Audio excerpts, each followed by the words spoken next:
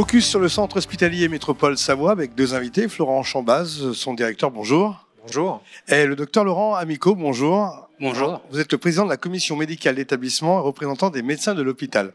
Alors, messieurs, on a vécu la canicule. Comment s'est passé ce bilan estival ? Alors pour ce bilan estival, un des marqueurs importants pour nous, ça a été de vérifier le nombre de passages aux urgences entre cet été et l'été précédent.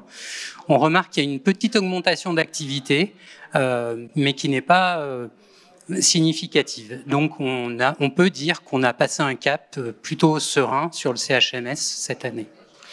J'aimerais qu'on revienne sur le rôle du SAS 73, c'est le service accès aux soins dont vous gérez l'équipe. Comment ça se passe, comment ça se présente, et puis quels sont les premiers échos ? Alors ça se passe bien. On a mis en place ce SAS à titre expérimental il y a un an, plus d'un an. Donc on est un peu rodé. Il faut savoir que l'appelant au SAS va tomber sur une première personne qui va réguler l'appel et orienter tout de suite sur soit la filière de médecine libérale, soit sur la filière hospitalière en vue d'une hospitalisation. On va parler un peu de l'attractivité des métiers parce que, comme tout le monde, vous recrutez. Le RH, c'est quelque chose de sérieux et très sensible chez vous parce que on a affaire quand même à la santé. Alors, quel a été le bilan de campagne que vous avez mené l'année dernière ? Est-ce que vous avez pu embaucher ? Est-ce que vous avez trouvé des effectifs ? Alors, on a mené une campagne effectivement basée sur les réseaux sociaux. L'idée, c'était de toucher d'autres populations que la population savoyarde, parce qu'on a la chance quand même dans notre département d'avoir du plein emploi. C'est une chance pour les Savoyards, c'est un peu une difficulté pour nous qui recrutons. On a aussi l'attractivité du territoire, ce qui n'est pas rien. Exactement, on a cette chance-là et on en profite bien. On a une campagne de format digital, donc en direction des populations les plus jeunes. On a eu plus de 300 000 vues de cette campagne, ce qui est quand même un grand succès pour ce type de manifestation. Puis ça met en avant aussi notre terroir, les avantages d'Aix, de Chambéry. On a eu plus de 3000 contacts à la direction des ressources humaines. Et toujours difficile de savoir les personnes qui sont venues d'un côté ou qui seraient venues de toute façon naturellement. Aujourd'hui, ce qui est important de constater, c'est que, alors que l'ensemble des établissements connaissent de grandes difficultés de recrutement, on en connaît aussi, mais bien moins que les autres. Et pour vous donner un ordre d'idée, il y a 5000 agents qui travaillent aujourd'hui au CHMS et on a à peu près 120-130 postes vacants aujourd'hui. La proportion de 130 sur 5000, on voit quand même l'attractivité maintenue de l'établissement malgré les difficultés. Est-ce qu'on peut revenir sur l'organisation du centre hospitalier Métropole Savoie ? Il y a Chambéry, mais pas que. Ah non, il y a le centre hospitalier Métropole Savoie, comme son nom l'indique, c'est la métropole de la Savoie, c'est-à-dire à la fois Aix-les-Bains et Chambéry. Donc c'est le seul et même établissement. Toutes les prises en charge sont faites en lien, soit pris en charge à Aix et à Chambéry. C'est un gage de qualité. Puis le centre hospitalier Métropole Savoie, c'est aussi un plateau technique de référence qui intervient bien au-delà de la Chambéry. C'est sur toute la Savoie, voire la Haute-Savoie, voire au-delà, la radiothérapie, la réanimation néonatale. Donc on est vraiment un centre heureusement d'excellence pour tout l'arc alpin. Docteur Laurent Amico, vous êtes en lien avec tous ces centres finalement parce que vous côtoyez un petit peu tout le monde. Quels sont les échos sur la situation actuelle ? On parle beaucoup des urgences, des problématiques, de certaines activités qui sont en difficulté.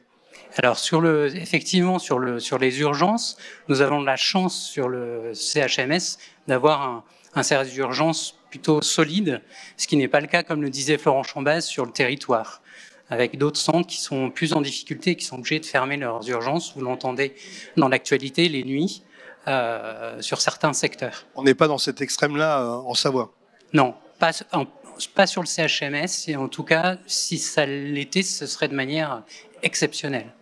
Alors il y a des projets de développement, naturellement. On peut parler par exemple de la radiothérapie. Oui, on est le seul centre de radiothérapie du territoire. On draine des patients de la Savoie, bien sûr, mais bien au-delà, avec des équipements de pointe et un 4e équipement sur le point d'être renouvelé, avec des techniques que l'on trouve bien souvent qu'en CHU. Deuxième thème, la simulation en santé. Alors c'est une activité que nous développons depuis plusieurs années sur le CHMS, avec un développement dans les champs divers de la médecine, mais pas que, aussi du management en santé. Donc c'est une force pour le CHMS. D'autres centres hospitaliers, voire des CHU, viennent visiter sur site le fonctionnement de ce centre de simulation. Un autre point, la recherche clinique.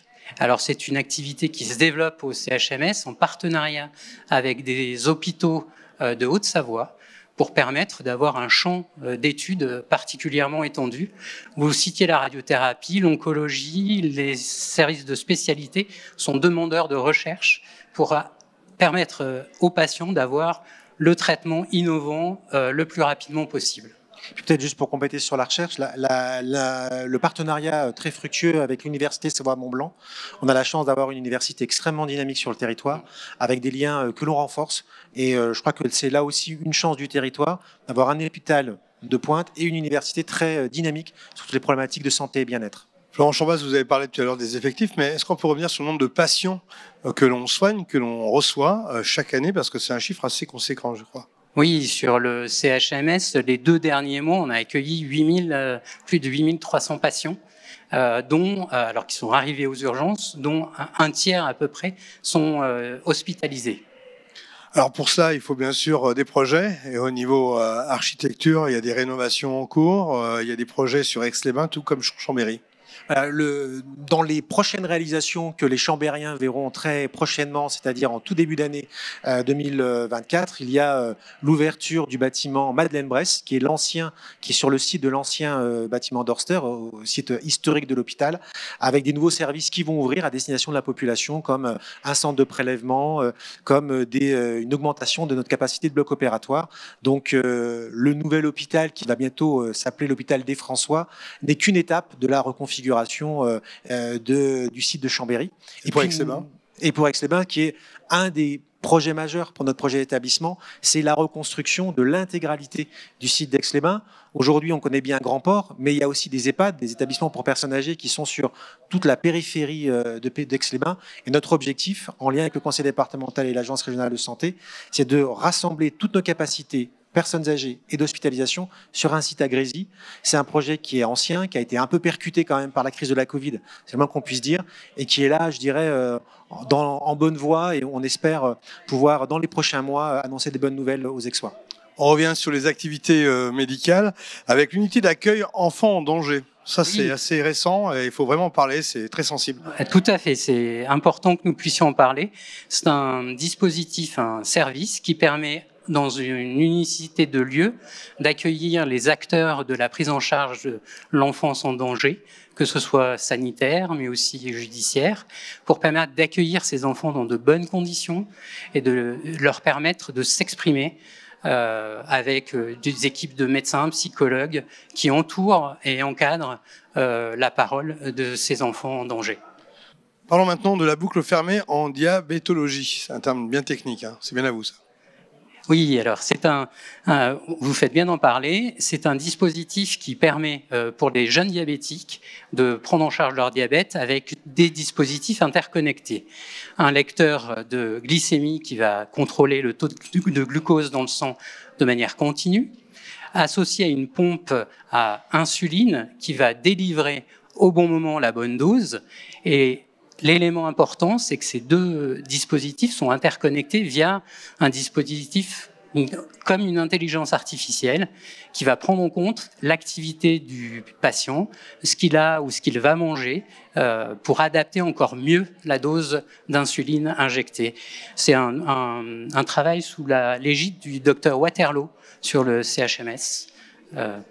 Dernier point, le dynamisme de recrutement médical. On en parlait tout à l'heure. J'imagine qu'en tant que docteur, vous avez votre rôle à jouer. Enfin, tous les docteurs d'ailleurs. Ouais, notre rôle, il est dans le discours, dans dire qu'au CHMS, la qualité de vie au travail, elle est importante, que les relations direction, management et médecins sont bonnes et qu'on travaille dans de bonnes conditions entre médecins, entre spécialités. Un recours d'une spécialité à l'autre qui est très facile. Donc voilà, c'est notre rôle que de jouer dans cette attractivité sur nos conditions de travail aujourd'hui au CHMS. Alors il y a bien sûr le phénomène d'urgence avec tous les patients qui sont parfois un peu en manque d'éducation sur certaines urgences. Comment on arrive à gérer tout ça? Parce que le phénomène s'amplifie. On a l'impression à vous dire qu'on est un peu protégé ou un peu à part en Savoie. Alors en Savoie, on est comme les autres, soumis aux difficultés du système de santé. On ne peut pas dire que les choses aujourd'hui vont bien, ce serait mentir. On a des difficultés de recrutement, des difficultés effectivement pour maintenir un certain nombre d'activités. C'est vrai qu'en Savoie, on est peut-être moins touché que les autres.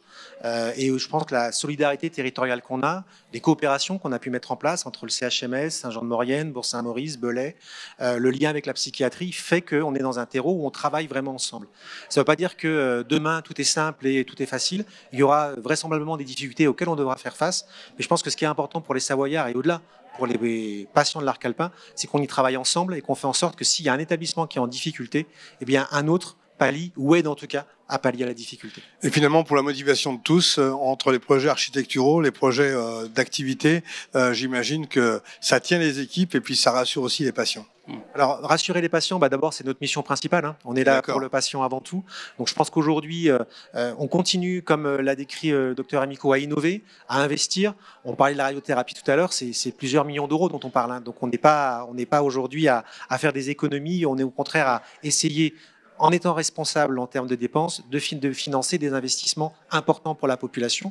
Et puis l'attractivité médicale ou paramédicale, c'est aussi grâce aux hommes et aux femmes qu'on fait cette activité. Juste un exemple quand même, on a eu cette année 42 médecins qui ont rejoint le CHMS en un an, ce que beaucoup d'établissements nous envient. Merci messieurs, bonne continuation et à bientôt sur Savoie News. Merci.